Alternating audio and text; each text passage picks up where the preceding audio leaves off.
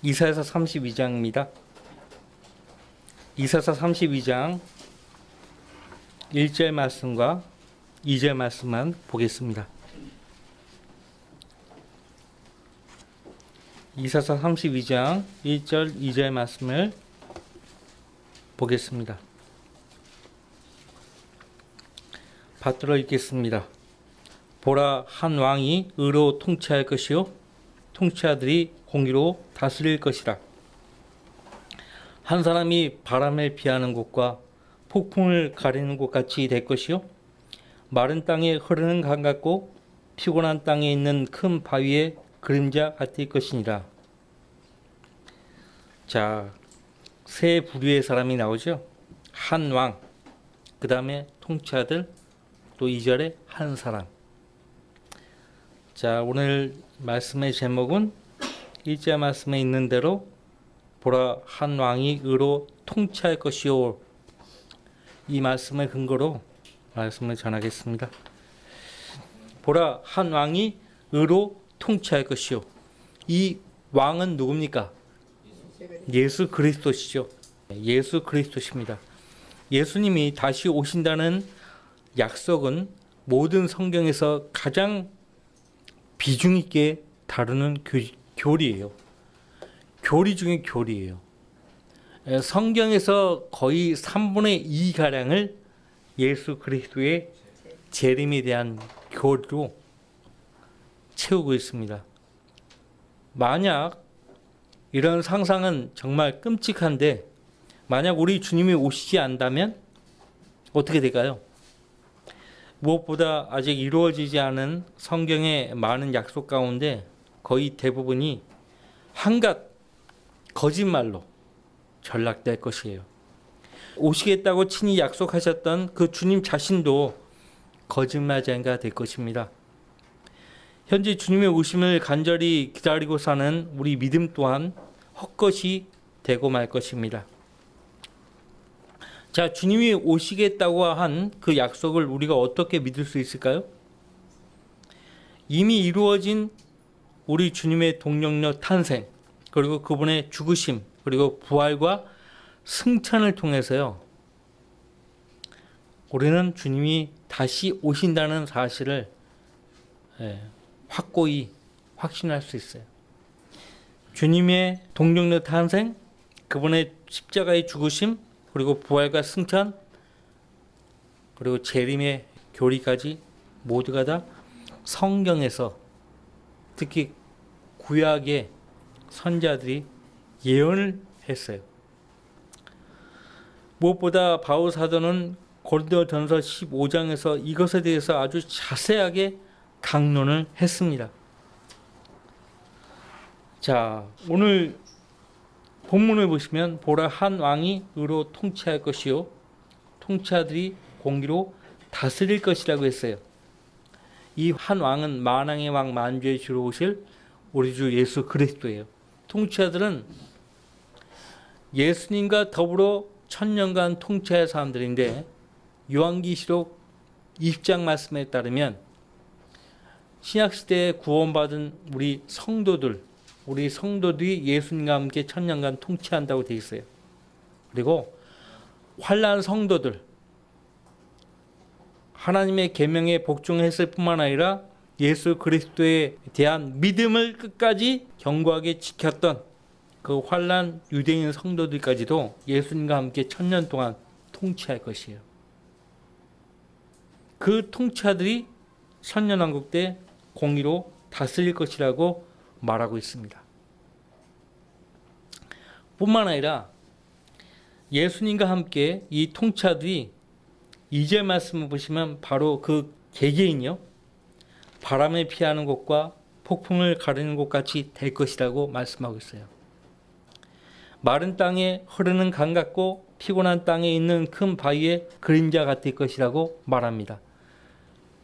지금 현재 우리 주 예수 그리스도께서 바람을 피하는 곳이 되고 폭풍을 가르는 곳 같이 되고 마른 땅에 흐르는 강 같고 피곤한 땅에 있는 큰 바위의 그림자 같습니다만, 예수님과 같은 영광스러움으로 갈아입은 우리 성도들도 그분과 함께 통치하면서 이사야 선지자가 지금 본문 2절에서 말한 그 한 사람이 될 것이에요. 여러분이에요.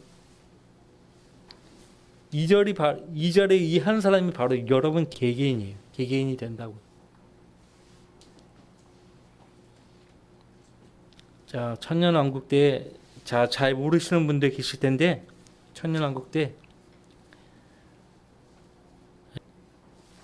자기들도 모르게 자기들 의지와 관계없이 천년왕국으로 들어와 버린 사람들이 있는 거예요. 응? 천년왕국으로 들어와 버린 사람들이 있을 거라고요. 그 사람들은 거듭나지 않은 채 왕국으로 들어온 사람들이기 때문에 언제든지 죄를 범할 수 있는 가능성이 100%예요. 연약하고 유약해요. 근데 하나님이 통치하들 가운데 우리 주님은 물론이거니와 통치하들인 성도들이 그 개별적으로요 이런 역할을 하게 하신다는 거예요. 지금 우리가 어디 바람에 피하는 곳 같이 그런 존재가 됩니까? 우리 스스로 연약한데요. 폭풍을 가리는 곳 같이 됩니까? 마른 땅에 흐르는 강 같습니까? 피곤한 땅에 있는 큰 바위의 그림자 같습니까? 상상할 수 없어요. 그런데 왕국 때, 천년왕국 때는 우리 성도들 개별적으로 그런 역할을 한다는 것이에요. 대단한 존재가 되는 것입니다. 대단한 존재가 되는 것이에요. 자, 주님은 반드시 오셔야 돼요. 한 왕으로서 이 세상을 의와 공의로 통치하셔야 하기 때문에 그래요. 자, 주님이 왜 반드시 오셔야 합니까? 성경의 모든 약속을 이루기 위함이에요. 그리고 자신의 의로운 주장들을 더 의롭게 하시기 위해서 오셔야 되는 거예요. 자, 32장 2절 말씀 보시면요. 그러나 주께서도 현명하사 재앙을 가져오시며 그의 말씀들을 철회하지 않으실 것이요. 주님은요, 자신이 내뱉은 그 모든 말에 대해서 책임을 지시는 분이에요. 헛되이 돌아오지 않으려고 말씀하셨어요. 우리 이미 다 살펴본 말씀인데 오늘 처음 오신 분 있으니까 다시 이사서 55장을 보면요. 거기에서 하나님이 뭐라고 말씀하신지 다시 한번 봅시다. 이사서 55장 11절 말씀에 내 입에서 나가는 내 말도 그러하나니 그것은 내게 헛되이 돌아오지 아니하고 뭐라고 말씀하고 있어요? 내가 기뻐하는 것을 이루며 내가 보내어 이루려 하는 일에서 번성할 것이니라. 주님은 자신이 하신 모든 말씀을요 반드시 이루시는 분이에요. 그러기 위해서라도 오셔야 돼요. 성경의 모든 사실은 하나님의 영감으로 기록되었고 예언으로 가득 차 있어요. 정동수 씨가 번역했다는 킹제임스 성경 흠정역 거기에는 예언이 없어요. 대언이라는 말로 다 변개시켜놨어요. 대언이 뭐예요? 하나님 대신에 말을 한다 이거예요. 하나님 대신에 말을 한다. 물론 선지자들이 주로부터 말씀이 임하여서 임한 그 말씀을 선포했죠. 근데 무엇을 선포했냐고요? 예언한 거예요. 단순히 그냥 하나님 대신에 말을 한 게 아니에요. 예언했다. 프로페스. 그건 대언의 의미가 아니에요. 예언이 없는 성경이 있어요? 그건 죽은 성경이에요. 성경이 아니에요. 그건 가짜예요. 그러한 가짜 성경은요 이루어지지 않습니다. 성경의 모든 말씀은 예언으로 가득 차 있어요. 특히 신약 성경은요 예수 그리스도께서 다시 오신다는 그 사실에 대해서요 무려 318번 말씀하고 있어요. 318번. 놀랍지 않습니까? 구약의 선지자들도 주님의 재림과 영원한 통치에 대해서요 차고 넘치는 예언을 했다고요. 차고 넘치는 예언을 했어요. 심지어는 거짓 선지자 발람조차도 예수님 오신다고 말했어요. 발람조차도. 자, 하나님 말씀에서 어떤 일이 일어날 것이라고 기록되었다면 그 일은 반드시 일어나는 거예요. 주의 약속은 반드시 성취될 것이라고 확신하며 사는 삶이 성경을 믿는 그리스도인의 정상적인 삶이에요. 그의 말씀들을 철회하지 않으실 것이요. 주님 입에서 나간 모든 말씀은요, 헛되이 돌아오지 않습니다. 자, 하나님은 자신이 하신 말씀은 반드시 이루시는 분이에요. 노아를 통해서 방주를 짓게 하셨죠. 그 방주가 완성이 되면 40일 동안 밤낮으로 비를 쏟아 이 세상을 심판하시겠다고 말씀하셨는데 그렇게 된 거예요. 또한 이집트로부터 자신의 백성인 이스라엘을 구출하시겠다고 작정하셨을 때도 하나님은 모세와 아론을 통해서 그 일을 이루셨죠. 하나님은 이스라엘 백성이 우상 숭배를 계속하게 되면 바벨론에서 70년간 포로로 사로잡혀 가게 될 것이라고, 그리고 바벨론 왕을 70년간 섬기게 될 것이라고 말씀하셨을 때 그대로 된 거예요. 더욱이 우리는 하나님께서 세상에 구주를 보내신다고 하셨는데 때가 차서 자기 아들을 보내시어 여자에게서 나게 하시고 율법 아래에서 나게 하신 거예요.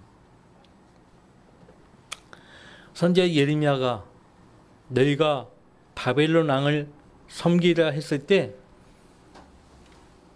거짓 선지자가 예레미야 선지자를 어떻게 했습니까? 땀을 후려치면서 예언하라고. 내가 누구냐? 미카야 선지자처럼 예레미야 선지자도 그런 취급을 받았다고요.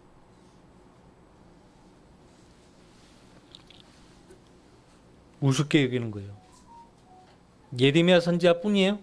하나님께서 자기 종들을 보내시되 아침 일찍 보냈다고 성경 말씀하고 있잖아요. 그래도 조롱하는 거예요. 하나님 말씀 조롱하고 멸시하는 거예요. 지금도 그렇게 주의 약속이 더디다고 조롱하는 사람들이 많죠. 성경은 누군가에 의해서 꾸며낸 이야기가 아닙니다. 하나님 말씀이에요. 흠정역은 하나님의 심판을 철저하게 가립니다. 최초의 심판에 대해서요 가려버리는 거예요. 재창조 없다 이거예요. 재창조 없다. 노아 홍수로 다 가려버리는 거예요. 얼마나 우스워요?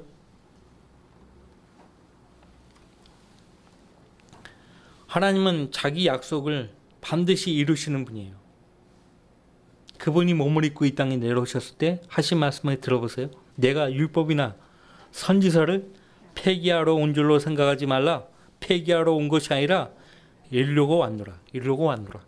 진실로 내가 너희에게 말하노니 하늘과 땅이 없어지기 전에는 율법의 1.1획도 모든 것이 이루어질 때까지 결코 없어지지 아니하리라. 마태복음 24장 34절 35절 진실로 내가 너희에게 말하노니 이 세대가 지나가기 전에 이 모든 일들이 이루어지리라. 하늘과 땅은 없어져도 내 말들은 결코 없어지지 아니하리라. 지금 마태복음 5장 17절 18절 말씀과 24장 34절 35절 말씀을 읽어드렸는데 제가 이 두 구절을 통해서요 쇼킹을 충격받은 거예요. 주님은 이렇게 말씀하셨는데 없음이란 구절이 보이니까 정말 미치는 줄 알았어요. 구원받고 난 다음에 2년 뒤에요. 고등학교 2학년 때. 없음. 어떤 사본에는 이 구절이 있다. 그러니까 목사님에게 찾아가서 어떤 사본이 뭐냐고 알려달라고. 이 없으면 주님이 이렇게 말씀하셨는데 하늘과 땅이 없어지기 전에, 개혁성경에는 천지가 없어지기 전에 이렇게 되죠. 천지는 아직 있는데 주님 말씀이 없으면 돼 있는데 알려달라고 했죠. 그 나를 이상하게 생각해. 그 없음도 하나님 말씀이라고 의심하지 말라. 더 충격적이에요. 그 없음도 하나님 말씀이니까 의심하지 말래. 더 미치는 거야. 그런 설명이 어디 있어요? 없음도 하나님 말씀이니까 의심하지 말라 이거. 네가 이 말씀을 의심하면 너 말씀을 믿고 구원받은 거 아니냐고. 네 구원 가짜다 이거. 이런 식으로 얘기해버려. 몰아붙여버리는 거예요. 개혁 성경이 나를 구원한 거예요? 그러면 사도 바울이나 사도 베드로가 개혁 성경으로 복음 전했나? 개혁 성경은 내가 알기에는 구한말 때 번역되어 나온 건데 누군가가 그 잘못 번역한 거 아니에요. 자, 누가복음 22장 37절 내가 너에게 말하노니 그가 범죄하다가 동일하게 간주되었다고 기록된 이 말씀이 내 안에서 반드시 이루어져야 하리니 이는 나에 관한 이들이 끝이 있음이라고 하시니라. 기록된 이 말씀이 내 안에서 반드시 이루어져야 하리니. 주님은 예언대로 오신 거예요. 그래서 바울 사도가 고린도서 15장에서 성경대로 그리스도께서 우리의 죄들로 인하여 죽으시고 장사된 지 사흘 만에 성경대로 죽은 자들 가운데서 부활하셨다. 그렇게 말하고 있죠. 성경대로. 그 성경대로는 구약에 예언하신 말씀대로는 말이에요. 예수는 성경대로 오신 분이에요. 이렇듯 우리 주 예수 그리스도의 그 첫 번째 오심도 말씀을 이루시기 위함이었고 두 번째 오실 때에도 하나님 말씀을 이루시기 위해서 오시는 거예요. 자, 주님이 오시게 되면 주님이 펴셨던 모든 주장들이 단 한 번에 모두 이루어지는 거예요. 그러니까 주님이 처음 오셨을 때, 육신을 입고 이 땅에 오셨을 때, 초림이죠. 그 초림 때에도 말씀을 이루시기 위해서 오신 거고 두 번째 재림 때에도 하나님 말씀을 이루시기 위해서 오시는 거예요. 지금 박옥수라고 하는 구원파 잘 아시죠? 박옥수. 성경 세미나로 알고 있는 박옥수라는 사람은요.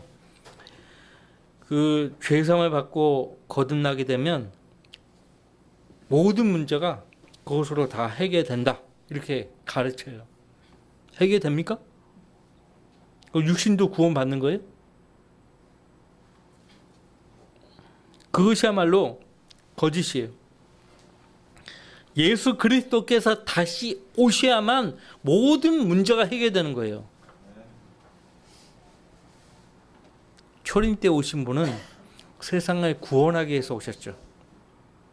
재림 때 오시는 분은 세상을 심판하기 위해서 오시는 거예요. 박옥수라는 사람 설교를 들어보면 대환란, 예수 그리스도의 재림, 천년 통치, 천년왕국 그런 거 일치 없어. 새하늘 가서 했다 일치 없어요. 그 목사들 다 그래요. 그냥 지상 삶이 그냥 영원히 가는 걸로 그렇게 아는 거예요.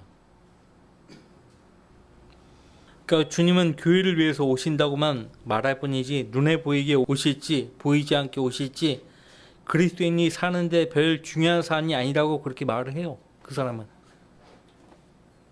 그러니까 주님이 오신다는 사실에 대해서 전혀 관심이 없어요. 그게 무슨 사역이에요? 바른 성경이 없는 곳에 가면은 거덜나는 거예요. 예, 여러분에게 가진 그 조그만 믿음조차도 그들에게 다 뺏기는 거예요. 거덜나는 거예요. 자, 주님은 반드시 오시게 돼 있어요. 두 번째, 성도들을 영원히 의롭게 하시고 성도들의 몸을 구속하시기 위해서 다시 오셔야 되기 때문에 반드시 오셔야 되는 거예요. 물론 우리 주님은 자신의 보혈로서 우리 성도들을 영원히 온전케 하셨어요. 우리 주님이 한 번의 속죄제를 영원히 들이심으로써 성도들의 내적인 삶을 정화시키고 그 양심을 깨끗하게 하시며 죄들을 제거해서 영원히 온전케 하셨다고요. 그럼에도 우리는 이 세상에 살면서 아직 변화받지 않은 육신을 가지고 살아가고 있어요. 우리 타고난 본성도 여전히 남아있어요. 그렇기 때문에 성도가 이 땅에 사는 한 자주 하나님 앞에 서야 되는 거예요. 우리가 경배하기 위한 목적은요, 하나님 앞에 서기 위한 거죠. 그죠? 다시 말해서 우리 성도가 이 땅 위에서 거룩한 삶을 영위하기 위해서면 자주 주님 앞에 기도의 무릎을 꿇어야 돼요. 하나님의 거룩한 말씀의 물로 자신을 자주 씻어야 돼요. 자, 요한복음 17장에서 예수님이 기도하셨죠? 15절 말씀부터 19절 말씀을 읽어드릴게요. 내가 기도하옵는 것은 아버지께서 그들을 세상에서 데려가시라는 것이 아니었고 그들을 악에서 보호해 주시라는 것이옵니다. 구원받자마자 주님이 구원받은 성도를 구원받자마자 그분이 계신 한나라로 데리고 가시면은 얼마나 좋겠어요. 근데 성도들을 구원받은 성도들이 이 세상에 남겨놓은 여러 가지 목적들이 있어요. 우리가 구원받자마자 다 올라간다면 누가 그럼 이 땅에 남아서 복음을 전합니까? 그 외에도 여러 가지 이유가 있어요. 그래서 세상에서 데려가시라는 것이 아니었고 그들을 악에서 보호해 주시라는 것이옵니다. 내가 세상에 속하지 아니한 것 같이 그들도 세상에 속하지 않사옵니다. 아버지의 진리로 그들을 거룩하게 하여 주옵소서. 아버지의 말씀은 진리니이다. 아버지께서 나를 세상에 보내신 것 같이 나도 그들을 세상에 보냈사옵니다. 세상에 왜 보내요? 복음을 전하게 하시려고 보낸 거예요. 사도들이 보냄을 받은 자들 아니에요. 하나님의 복음과 진리를 위해서 보내심을 받은 자들이 사도들이에요. 또 그들을 위하여 나는 나 자신을 거룩하게 하오니 이는 그들도 진리를 통해 거룩하게 되기 위함입니다. 그리고 요한복음 13장 10절 말씀에서 이미 목욕한 사람은 발밖에 씻을 필요가 없으니 그는 온몸이 깨끗함이라. 우리가 언제 우리 몸이 다 깨끗함을 입었습니까? 예수님의 보혈을 믿음으로써 죄사함 받을 때 그분의 보혈로서 깨끗함을 입은 거예요. 근데 우리의 발은 항상 세상 때가 묻지 않습니까? 그러니까 발을 항상 씻어야 돼요. 본인의 발도 말씀의 물로 씻어야 될 뿐만 아니라 예수님이 13장에서 본을 보이셨잖아요. 요한복음 13장에서. 대야에 물을 떠 놓으시고 허리에 수건을 두르시고 쟤들의 발을 씻겼어요. 일일이. 베드로가 그렇게 하지 말라고. 우리가 주님 발을 씻겨드려야 되는데 내가 너의 발을 씻기지 않으면 너는 나와 아무 상관이 없다고 했어요. 내가 너에게 본을 보인 것처럼 너희들도 그렇게 하라고. 이게 뭐예요? 세족식 하라는 말이 아니었어요. 서로의 발을 씻으라 이거예요. 그 말은 뭐예요? 서로의 허물과 실수와 죄가 보이면 용서하라 이거예요. 용서하라. 사도 바울은 정확하게 이해한 거예요.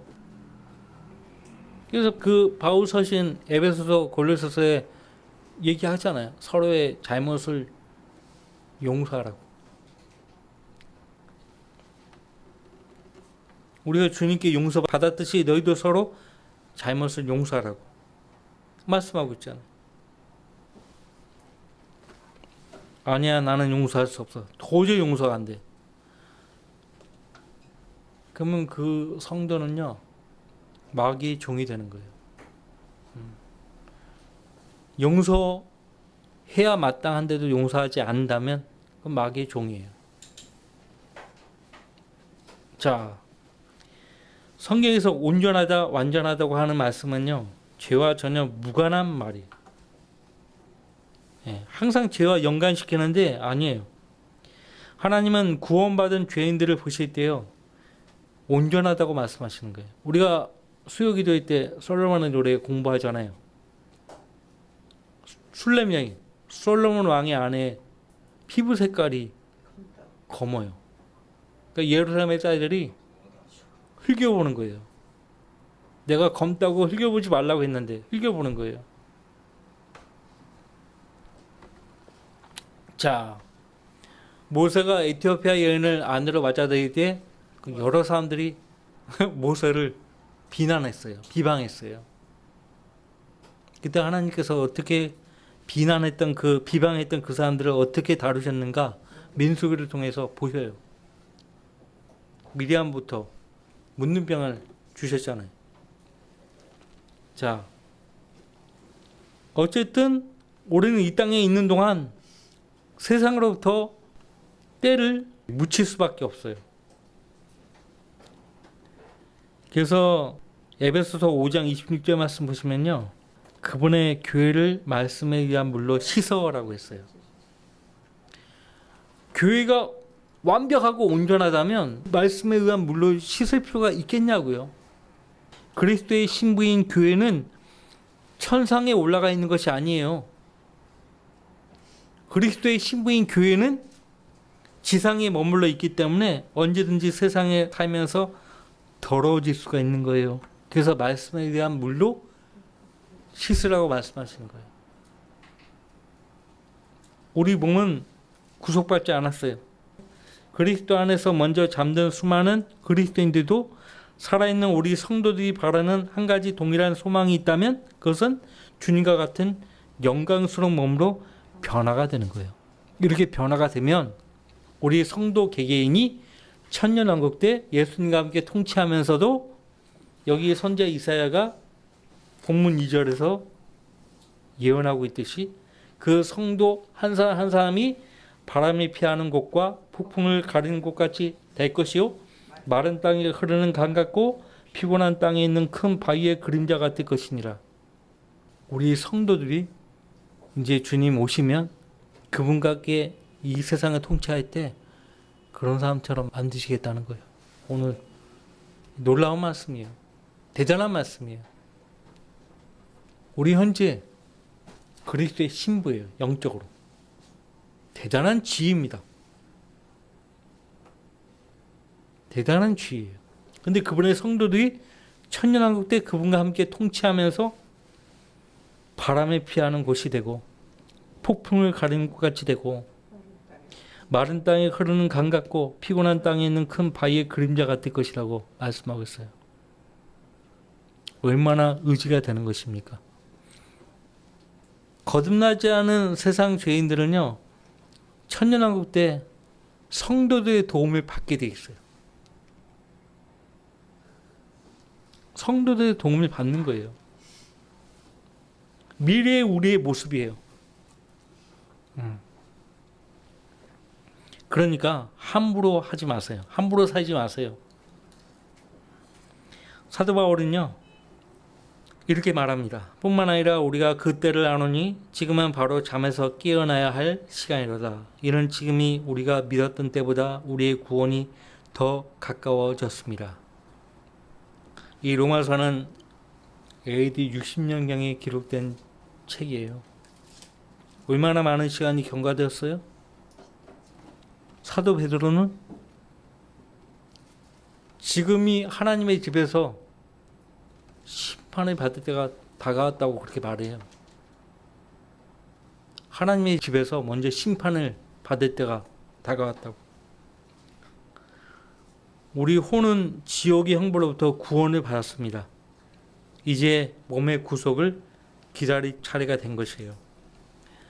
특히 매일매일 질병으로 인해서 처참한 병고에 시달려 사는 성도가 있다면요, 그 성도는 다른 성도들보다 주님의 오심을 더 많이 고대할 것이에요. 그렇지 않겠어요? 하나님은 성도들로 하여금 복된 소망과 위대하신 하나님이시며 우리 구주이신 예수 그리스도의 영광스러운 나타나심을 기다리게 하신다고 우리 지난 시간에 제가 설교했죠. 디도서 2장 13절 말씀이요. 그리고 우리 주님이 오실 때 주께서 주님을 위해서 복음을 전파하고 그 일로 인해서 박해와 시련을 받았던 그리스도인들에게 상과 유업을 주실 것이에요. 상은 멸류관이고 유업은 통치할 땅입니다. 그들의 눈에서 모든 눈물들을 또 친히 제거하실 것이에요. 이로 인해서 우리 주님은 모든 성도들로부터 의롭다 여기시며 거룩하시다는 찬양과 경배를 받으실 것이에요. 그렇기 때문에 주님은 우리가 사랑하던 사람들과 만나게 하시기 위해서도 속히 오셔야 된다고요. 속히 오셔야 되는 거예요. 여러분들 오늘 제가 1절, 2절만 읽었는데 거기 3절 이후 말씀을 계속 봅시다. 보는 그들의 눈이 침침하지 아니할 것이요 듣는 그들의 귀가 경청하리라. 조그만 자의 마음도 지식을 깨닫고 더듬거리는 자들의 혀가 분명하게 말하게 되리라. 천한 사람을 더 이상 고상하다고 부르지 않을 것이며 야비한 자를 관대하다고 말하지 아니하리니. 언제 천한 사람을 고상하다고 그렇게 부르고 야비한 자를 관대하다고 말했을까요? 그 앞서 대환란 때. 이 천한 사람, 야비한 자는 적그리스도를 가리켜요.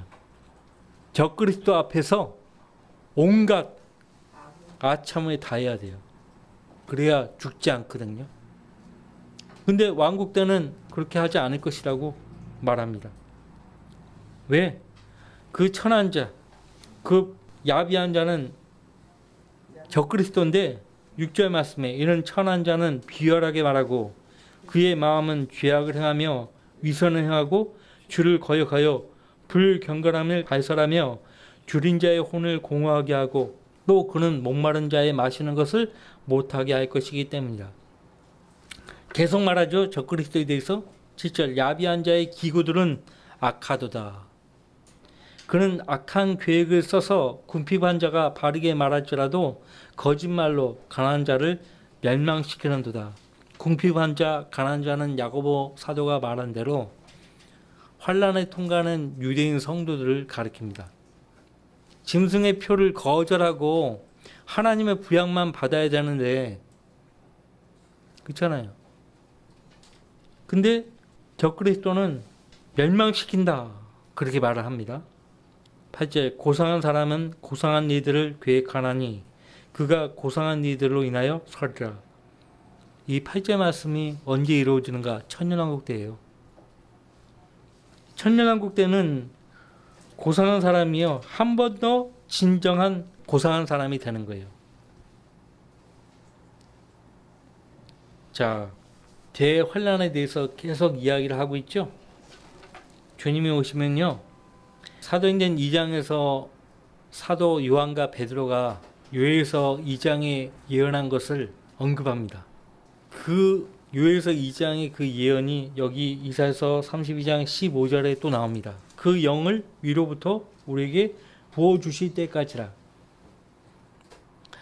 노인이나 젊은이들이나 하나님께서 영을 부어주신다. 은혜와 강구의 영을 부어주신다. 그렇게 말하고 있죠. 요엘서에서. 자, 신약시대의 성도들은요. 예수님을 주로 영접하자마자 하나님의 거룩한 영을 받게 돼요. 하나님의 거룩한 영이 임하면 그 영이 임한 그 성도의 몸은 하나님의 거처가 되는 거예요. 하나님의 성전이 되는 거예요. 근데 우리가 좀 다르죠? 자, 여기 우리는 유대인 성도들을 가리켜요. 신약시대의 성도들을 가리키는 것이 아니에요. 그 영을 위로부터 우리에게 부어주실 때까지라. 광야는 비옥한 들이 될 것이며 그러니까 이스라엘 민족이 회복이 되는 거예요. 에스겔서 37장이 나오잖아요. 마른 뼈가 사는 거예요. 어떻게 살아요? 하나님의 영이 들어가니까요. 사는 거예요. 이스라엘 민족의 부활을 말합니다. 민족적인 회복이죠. 민족적인 부활이에요. 그것을 가르쳐요. 이스라엘 민족이 회복이 되고 부활이 되면 이제 광야도 비옥한 들이 되는 거예요. 그리고 비옥한 들은 살림으로 여겨지리라.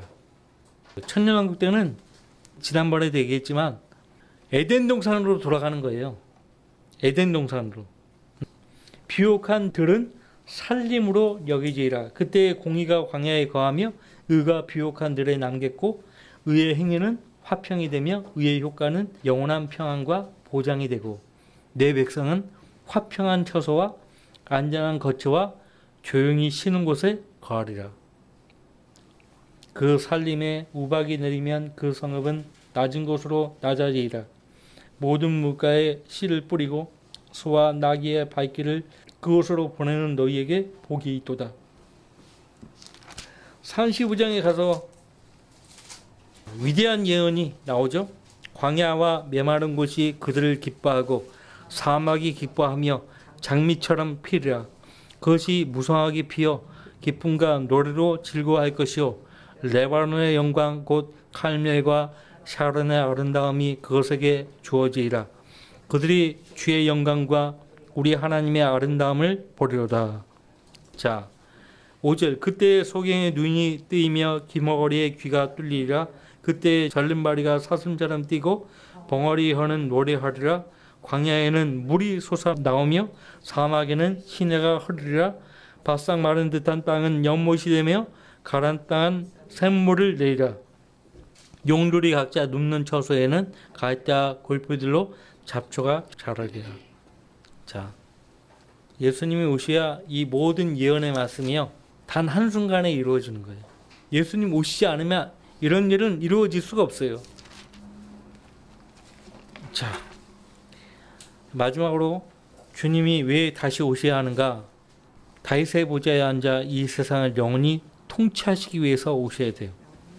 우리 주님이 교회를 위해서 비밀리에 오시면 이 땅은 전무후무한 7년간의 대환란에 들어가게 되는 거예요. 대환란 뒤에는 본격적으로 우리 주님께서 재림하셔서 1000년 동안 다윗의 보좌에 앉아 이 세상을 통치하실 것이에요. 그렇게 되면 이 세상은 즉시로 의와 화평의 세상이 될 것입니다. 공의로 세상을 심판하실 텐데 솔로몬이 예수님의 완벽한 예표가 되죠. 그가 하나님을 버리기 전까지는 솔로몬이 현명한 재판을 하지 않습니까? 두 여인이 아이를 데리고 오는데 그 내용 자세히 알잖아요. 그렇죠? 얼마나 지혜롭게 재판합니까?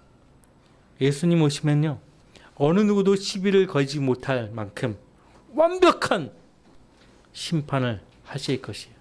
아무도 시비를 못 걸어요. 이사야서 9장 7절 말씀에 그의 정부와 화평의 증가함이 다윗의 보좌와 그의 왕국 위에 바르게 세워지고 지금부터 영원까지 공의와 정의로 그것을 굳게 세우는데 끝이 없으리라. 만군의 주의 열성이 이것을 실행하시리라. 여러분들 과거 역사를 한번 되짚어 보세요. 국가 원수들과 세계적인 석학들이 모여가지고요. 제 아무리 항구적인 평화를 의논한다 해도 부질없다는 것을 우리는 이미 역사를 통해서 확인했습니다. 1912년경에 세계 여러 나라들의 국가 원수가 스위스 제네바에 모여 회담을 열었습니다. 왜 회담을 열었는가? 이 세상에 다시는 전쟁이 없어야 되겠다.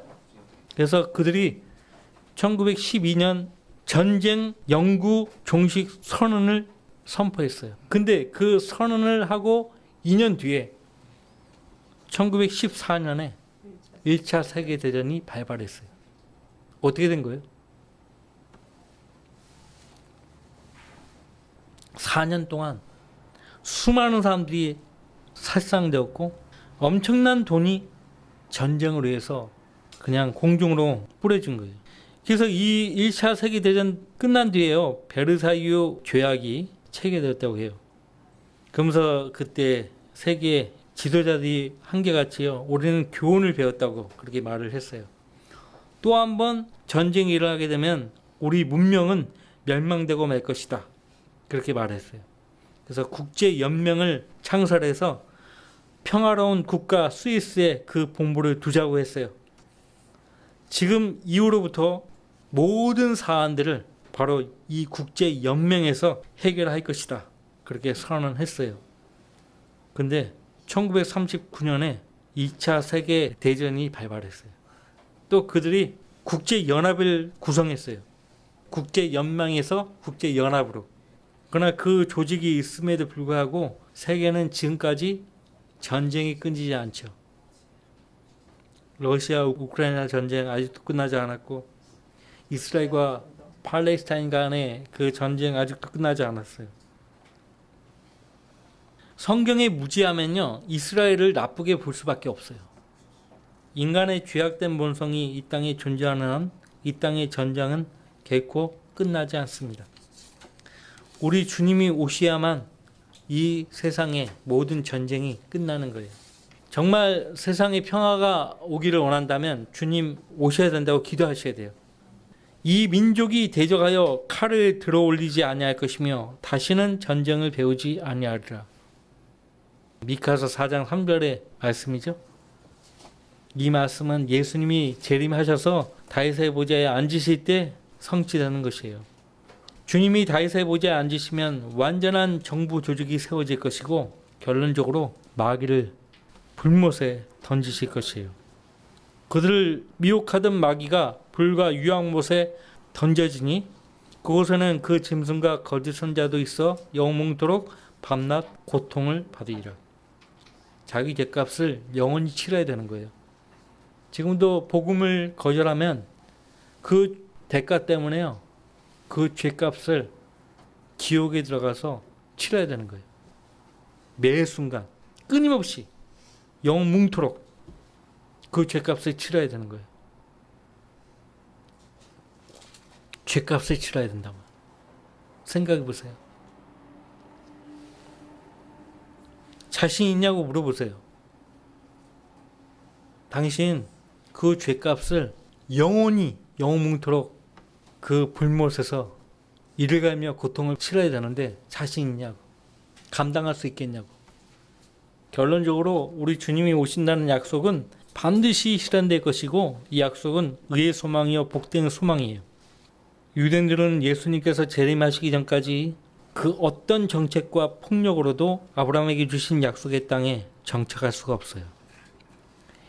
가자지구에 원래 유대인 정착촌이 있었던 거 아세요? 근데 그 가자지구를 팔레스타인들에게 주려고요, 유대인들을 강제로 그 집을 철거하고요, 쫓아내버린 거예요. 샤론 총리가 그렇게 해버린 거예요. 비난 많이 받았죠. 근데 결국 이렇게 돼버리잖아요, 결국.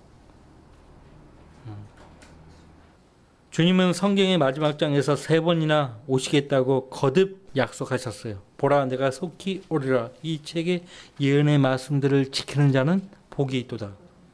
보라, 내가 속히 오리니 내가 줄 상이 내게 있어 각 사람에게 그의 행위에 따라 주이라. 이런 일들을 증거하신 분이 말씀하시기를 반드시 내가 속히 오리라 하시니라. 아멘. 그러합니다. 주 예수여 오시옵소서. 내 영혼 평안해라는 찬송으로 널리 알려진 호레이티오 스페포드라는 형제가 있었어요. 이 형제님은 한때 미국 시카고에서 유명한 법률가였어요. 그분에게는 사랑하는 아내와 4명의 딸들이 있었어요. 아늑하고 멋진 집에서 살았습니다. 돈을 많이 벌었죠, 법률가로. 그런데 당시 시카고 대형 화재 참사 때 그의 집은 불타고 말았어요. 법리가로 있으면서 그도 D.L. 무디 목사가 전한 복음을 듣고 거듭나서요, D.L. 무디 목사의 동의자가 되었어요. 시카고에서, 미국 시카고에서는 매년마다 박람회가 열렸다고 해요. 대형 화재가 발생해서 그때 무디 목사가 담임했던 그 교회도 불탔어요. 이 스페포드 이 형제 집도 불탔고 교회도 불탔어요. 가족들이요, 산 위에 올라가서 불이 타고 있는 그 광경들을 지켜보면서 하나님께서 가족 전체를 무사히 보호해 주신 은혜를 감사하며 서로 얼싸안고 기도했다고 해요.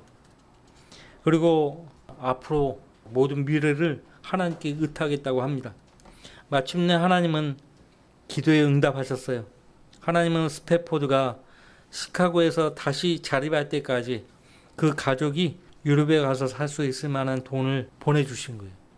그래서 이제 본인은 교회 사역도 해야 되고 하니까 아내와 딸들을 유럽에서 머물 수 있도록 먼저 보낸 거예요.